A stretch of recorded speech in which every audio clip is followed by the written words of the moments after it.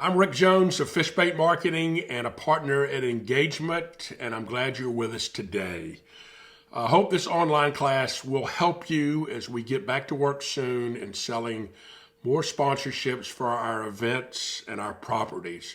So far, we've done 5 of our 12 steps. To review, step number 1 is building that foundation with the balanced ecosystem between the fan, the property, and the sponsor. Step number 2 is architecture. Step number 3 is the fit. Step 4 was targeting, and step 5 was engineering or creating the bait that attracts the prospect to our property. So today, in part 5 of our 6-part series, we'll discuss the next 3 steps. Step number 6 is qualifying. Step number 7 is actually putting together the proposal. And step number 8 is the presentation itself. So let's get started. Step 6 is qualifying. All right, now we've identified the target. We've come up with the right idea for the target. Now we need to qualify them. Qualifying is using both those external resources, our research, and internal sources, the mole or others, to pre-qualify and predetermine the level of interest and the appetite the prospect may have, including where's the funding sources, how much funding is available, and what's the timing of that funnel. Now, how do you manage prospects? I think that's very, very critical. I used to try to manage 15 at a time, and now I've decided that's too many. So today for me, I only try to manage 9 different prospects at one time, and I do them in 3 different columns. So I've got 3 that I'm going to marry, 3 that I'm close to closing. They're either going to say yes or they're going to say no. I've got 3 more that I'm dating. Those are 3 that I'm at some process of a deep conversation about the property and the opportunity for them. And then I have 3 others that I'm winking at. And those are those that I've just reached out, just started the process for that. Now, how does it work? Once someone says yes or no in the marrying column, I got to move somebody from the dating column over there. I got to move somebody from the wink column over to the dating column, and I got to add a brand new sponsor to the wink side. Again, dating is following up and getting a decision. Marrying is following up and getting a decision. Dating is proposals and presentation, and winking is gauging interests. Now, when do sponsors buy? Well, when do fish bite? Fish bite when the tide's right, when they're ready to bite. They bite when they're hungry. They bite in the right conditions. That's the same thing for sponsors. Timing is probably the most underused ingredient in sponsorship sales. You need to know the timing of their fiscal year. We make these assumptions that everybody's on a calendar year, January through December. It's not true. Enterprise Rental Car, for example, their fiscal year begins in August. So if you're going to sell them, you're looking to sell them things in the spring that they can begin to activate in the August timeframe. Others are on different fiscal cycles. You need to know when they buy media. Are they part of the upfront, that they're buying most of their media in the June, July timeframe, or do they buy in the scatter market? Because a lot of our stuff contains media.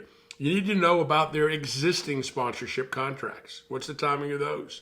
Is there something coming up for renewal that they may choose not to renew? And then there's dollars available for you and your property. You also need to know the timing of the person you're dealing with. Are they new? Anytime somebody comes in new, he or she doesn't like what the old person does. They want to make their own mark, and they're a great candidate to buy something new from you. How about if they're leaving? They may be somebody that bought things from you over the years, and they're going to give you a parting gift as they go out the door. Or maybe there's a regular buyer that every year they're saying, what have you got for me? Get in here, let's talk about it. You also need to talk about the timing for planning the exploitation, and I use that as a positive term, of the property. How do they make it come alive? Again, we talked about CPG companies. You need to be making sure that they are presenting the opportunity to their trade partners somewhere between 13 and 15 months out from the time of the event. Now, here's what I know. I have never sold anything meaningful on the telephone. I have never sold anything meaningful with an email. You sell things by getting face-to-face with other human beings. And that's why getting a meeting is so very, very essential to your success. And here's my policy. I'll meet you 24 hours a day, 7 days a week, anytime, any place, anywhere. I also go to what I call unconventional places. Like you go to sporting events, if you sell sporting events, and you bump into buyers and you have conversations with them over a drink or over a dinner. You go to conventions and meet people. You go to conferences and meet people. You're looking to do some things. Let me tell you an unconventional meeting I had once.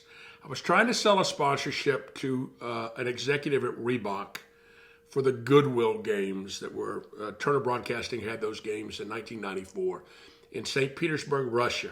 And I actually had a sister-in-law who at that time worked for Delta Airlines. And she was able to tip me off that the prospect that was not returning my phone calls was going to be flying from Boston to Los Angeles on a plane. And not only was he going to be on the plane, but he was going to be in first class in seat 5B. So guess who sat in seat 5A? That would be me. For 5 hours, there was no place for him to go. And I was able to convince him to become a sponsor of the Goodwill games. So you'll do anything you have to do to get the meeting. I'm a big believer in food meetings. People have to eat breakfast, have to eat lunch, have to eat dinner. They have to have drinks after work. Everyone has to eat. Everyone likes to drink. Those are great times to get sales meetings.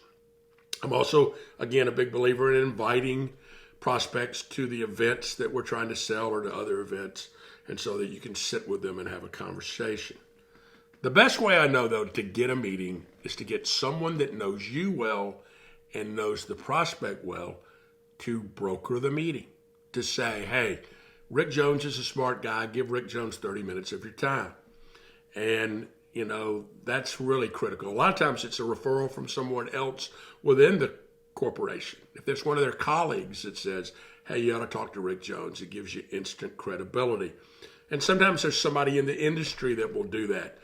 We won the MasterCard business because of a speech I gave in Barcelona, Spain, that the MasterCard executive asked before I went on the stage, a colleague from IEG, if Rick Jones was any good. And he said, yeah, he's pretty good. You ought to listen to him.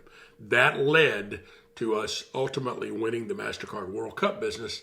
And guess what? MasterCard is still a sponsor of Octagon today, 25 years later. Now, what happens when people say, hey, send me something? Ooh, that's the kiss of death, isn't it? Well, they ask for it, you better do it. And so I send a quick email, a one-pager and only one-pager, that says who, what, where, when, and the big conceptual idea for them. I'll also occasionally send a generic deck. How do I sell the meeting? We've got common interest. I have competitive information. You know, let's take a meeting because, again, human beings buy from other human beings. So what's the first meeting about? Well, I call that trolling. It's like what we do in fishing. We're looking to have a broad discussion and for me to ask a gazillion questions. And this is where I can qualify and narrow their interest, their pain, their needs, the opportunities. The second meeting I call the cast. And that's where we come back and we've talked about ways to respond to their needs and opportunities. Our proposal or solution for their needs. And then the third meeting is the meeting that we come back and we begin to get feedback from them on the proposal that leads us ultimately to either a yes or to a no. You've got to do anything and everything to get them interested in order to get that meeting. And once you get that meeting, then you've got to begin to prepare for how you want to be perceived. And that's the presentation materials.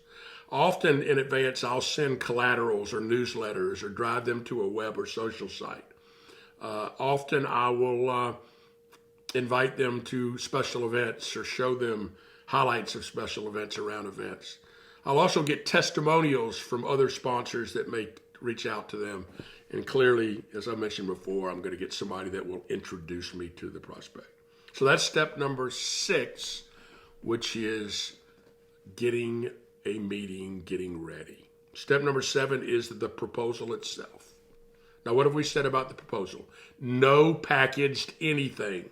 No gold, silver, bronze, tin levels of packages. None of that stuff. No prefix levels, no prefix pricing. Everything, every time, totally customized specifically for the business of the prospect, their desires, their needs. When you do a presentation, use their logos, use their colors. And again, I mentioned to you earlier my concept of selling like the omelet station. Everyone gets eggs, but they get to pick what they want in their omelet. And to do that, though, in the proposal, you've got to predetermine what you think the ingredients will be to meet their needs and objectives. Now, your proposal is really designed to do only one thing, to let them know you've done your homework, to let them know you understand their business. It's all about them and not about you. Several years ago, I worked with a country music star who had a presentation to a major corporation where he did not mention the major corporation's name until page 40 of the deck. Stupid. It should have been all about the sponsor and nothing about the artist, because sponsors, again, buy for their needs and objectives. Now, rarely does anybody buy what you bring in the first time, your proposal. That's a starting point. That's where we're beginning to build a dialogue about what we're going to do. But in the proposal are thought starters that begin to engage them in discussions to lead to the real deal down the road. And that's step number 7. And then step number 8 is the presentation itself. And that's what do you do in that face-to-face meeting. So when do you pitch?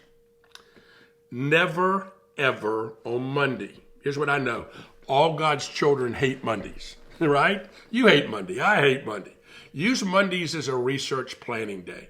Don't ever make a sales call on Monday, because if you say something good and the world goes to hell in a handbasket on Tuesday, they forget all about you by the time you call them back, okay?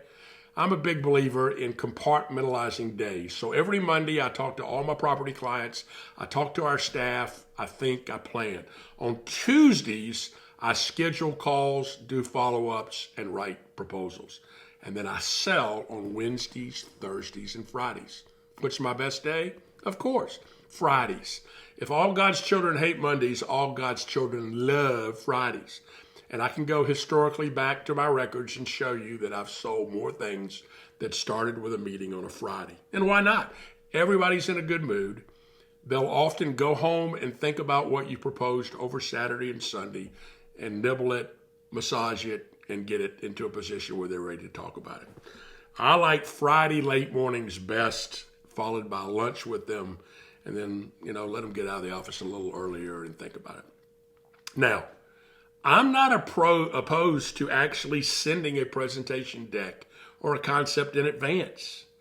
I mean, at the end of the day, I want them to think that our first presentation is a working session and not me just regurgitating some sort of a deck. It changes the whole dynamic, again, from just being a presentation to actually rolling up our sleeves and figuring out what we might do together. It also speeds up the question and answers. They've read the deck. They know why I'm there. I'm not wasting their time. They're not wasting my time. And it shows I truly trust their intelligence to make a good decision. Now, how do you fish? Well, remember this. We're pitching to human beings. And so you have to use some things that we call SEMs, S-E-M's, strategic experiential modules. And there are 5 of those. The first one is sense. The second one is feel. The third one is think. The fourth one is act. And the fifth one is relate. And you usually know the personality and which of these SEMs is going to work best for each personality. Now, we're in the events business that is full of senses: sight, sound, touch, smell, taste. You engage prospects with each of these senses more successfully in presentations. Now, here's what I know. Sight is usually used 100% of the time. Let me tell you a story when it wasn't. I was a 16-year-old in high school, and I had a great friend named Dave Flood. And Dave got his third speeding ticket as a 16-year-old, and that called for an automatic suspension of his license, but you did have a chance to go before a judge and plead your case. He couldn't drive. He didn't want his parents to know he had gotten the third traffic ticket, so I drove him to the courthouse to meet with the judge. Well, this was a time that a lot of us had a little bit of longer hair. He cut his hair really, really short, put on a tie and his leather jacket with all the medals he had won in athletics, and we went in to see the judge. When we got to the chamber, we realized the judge was blind. So sometimes sight doesn't quite work all the time, but most of the time in your presentation, sight's going to be part of it. And so sight is how do you present? What's your fonts, the size, the colors, all your visual props, all the things that your eyes register. Secondly, I think sound is so underutilized. Trisha Yearwood recorded a song a few years ago called The Song Remembers When. It's a song about driving down the road and hearing a song from your past, and it'll take you right back to where you were, who you were with. It can make you smile, it can make you ache, it can make you weep. Sound is linked to memories. Music travels to the auditory nerve, where it is evaluated by the cerebral networks that process our what? Our emotions. And even before we can identify exactly what we hear, the emotion kicks in. In a split second, our brain scans its files for a match. If the music unlocks memories, you're likely to experience the same emotions you felt when you first heard it.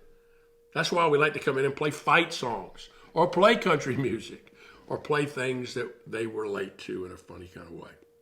The next sense is touch. People like to touch. I'm a touchy-feely kind of guy. I'm a hugger. I'm a fist bumper. They can't quite do that right now with social distancing, but when you're in a presentation, you want to pass out things that have texture so they see the quality of your materials. You might give them a t-shirt or apparel from the event. You want to make sure it's great quality. Touch is underutilized. Clearly, smell and taste smell like concerts or smell like ball games, and they're both interrelated. I like to go to presentations and pop and serve popcorn because popcorn smells and tastes like a ball game. It smells and tastes like a concert. I've even gone in at some points and brought in frozen popsicles, handed out popsicles. Now, what do you have to do if you're sitting there at a table with a popsicle? You got to eat it before it melts. I do all the talking while they eat the popsicle, and by the time they finish, it's time for me to shut up and let them talk. The next sense, or the next sim outside of senses, is feelings. Exploit feel. Authenticity is about feeling. I'm real. I'm authentic. If I'm community oriented, I'm helping other people, I get a feeling of goodwill in the meeting. All charities are about feel. I want to help find a cure for cancer. I want to feed people. I want to help clean up the planet. And nostalgia, especially for people of my age, is very successful. You go back and you get them to feel what it was like when they were younger and when they felt like they could conquer the world. The next sim is think. We're going to meet a lot of people that are very, very, very analytical. I find that most of the people that I pitch to that have MBAs tend to be very analytical, and they tend to be thinkers. They like data.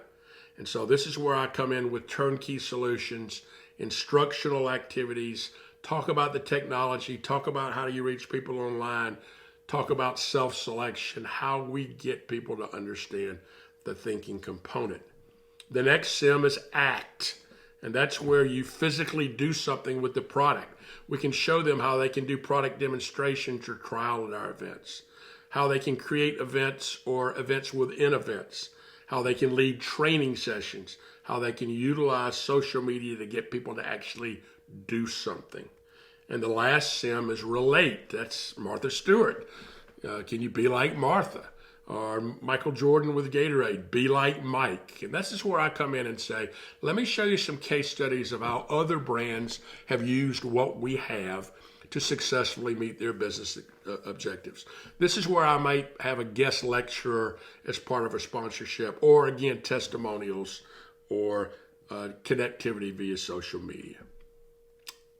How do you practice pitches. Somebody once said, practice makes perfect, but we know that's not true. Perfect practice makes perfect. And so before you go in there, you need to rehearse your pitch. You need to have a role for everybody that's going in the room. I can't stand to see a bunch of people come in and only one person talk. And you wonder, why did they bring these other two people to the meeting? They didn't even add value. And so you got to make sure, what are the roles for your teammates if you're going in there with other people? And then the most important thing is you have someone that you practice pitching to that starts asking you all those tough questions. You know, it says a lawyer will never ask a question that he or she doesn't know the answer to. We want to practice answers to all of their key questions and concerns. We got to have the right equipment when we go in. We need equipment to do sight and sound and touch and smell and taste. We want to dress the room with collaterals. We want to create the magic, the theater, to be able to do that. We may show a video of the event or a theme concept. We may show a video that has testimonials of both other sponsors and fans talking about our event. And here's what I know about pitching. You got one chance to make a great first impression. Now, I don't trust people's AV equipment, so I bring my own. If something happens, I've got a backup. Again, it should be multi-sensory. Again, always bring food.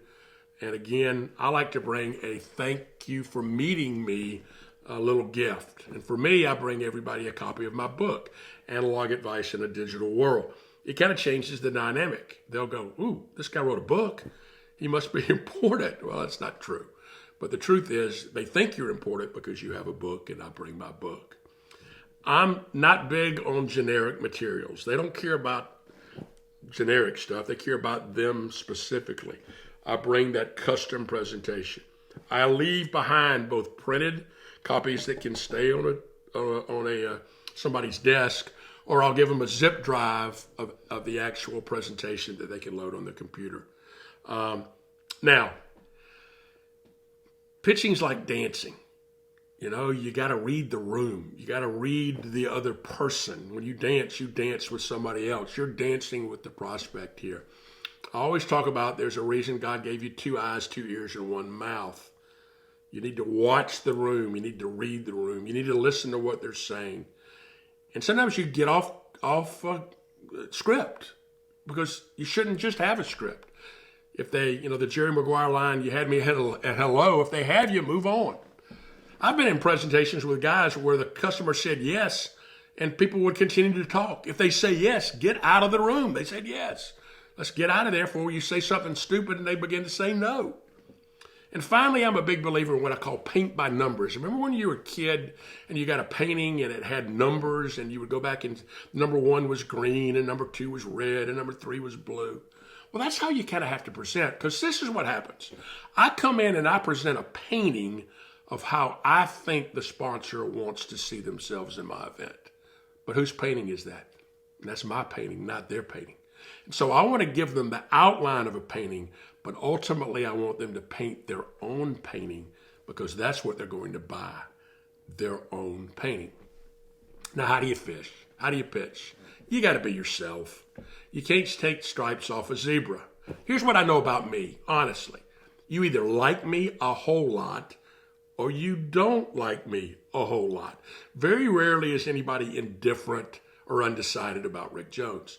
If you don't like me, hey, I'm bringing somebody you do like, okay? If you're pitching to someone about female products, you better bring a female. If you're talking about, 17-year-old Hispanics, you might want to bring a Hispanic executive in their 20s. Age, ethnicity, sex, all these things can balance your personality. And I think you got to use your people's resources appropriately.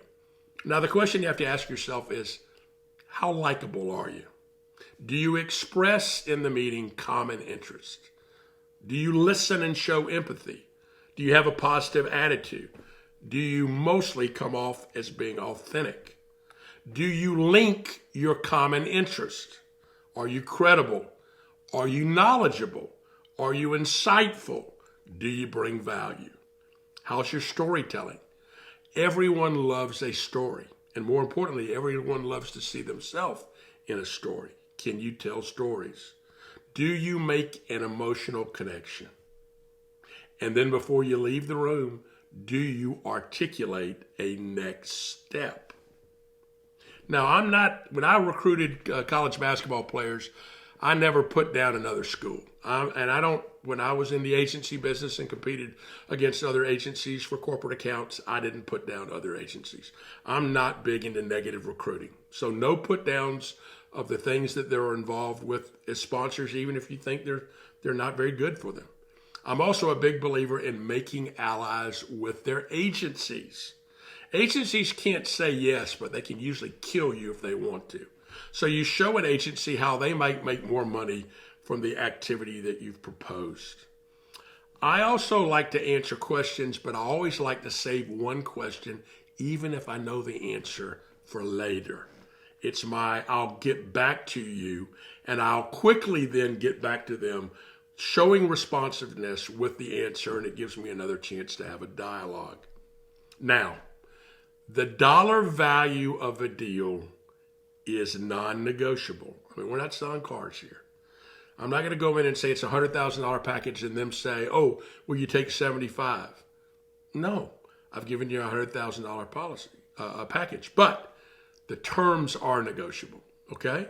Less money means, sure, I can give you a $75,000 package, but that means less assets and less benefits.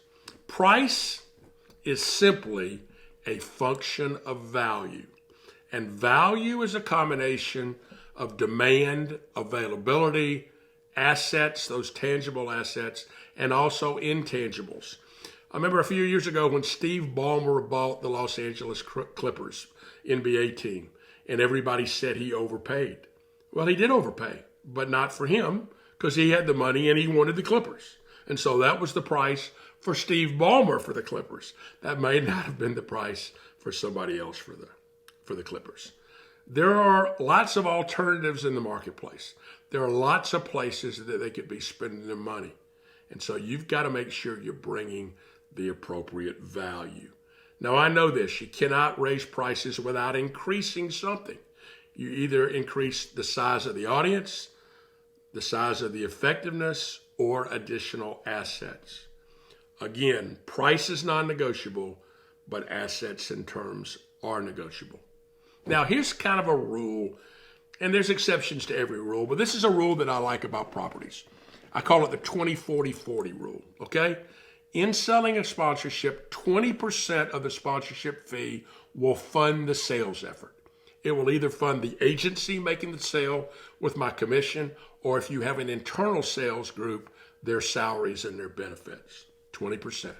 40% of the sponsorship fee, you're going to have to reinvest. You're going to have to spend those dollars, real dollars, on delivering real benefits, things like signage and tickets and merchandise and other assets. And then guess what? You get to keep a 40% profit to your property.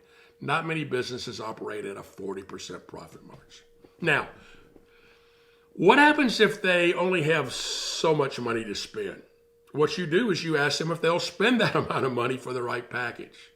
And then ask them what elements, assets, benefits are most critical to getting a deal done. Ask what benefits, assets, and elements are unimportant that you can take out. And ask what other elements, assets, and benefits you haven't brought that they might want to have. Now, every time I'm in a meeting, someone will say, hey, we love this, but we don't have the money. And here's what I say to them. Well, if you had the money, would you spend it on this opportunity? Okay. Yeah, they would. Okay. Ask if they'll drop something they're currently funding to do this. Ask if they'll have the money in the next fiscal year to do it. And ask if they'll take the sponsorship this year and maybe pay for it the next year. Then they might have to give you the real answer that they just don't like your event.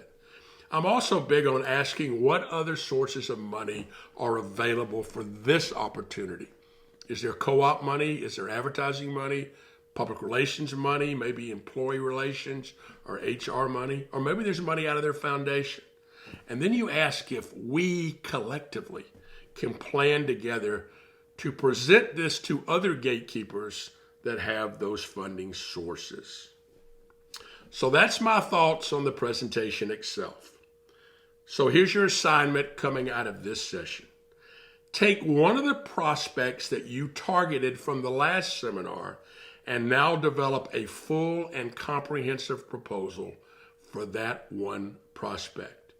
We're going to finish our 12 steps in the next and final session with steps 9 through 12. And we'll see you then.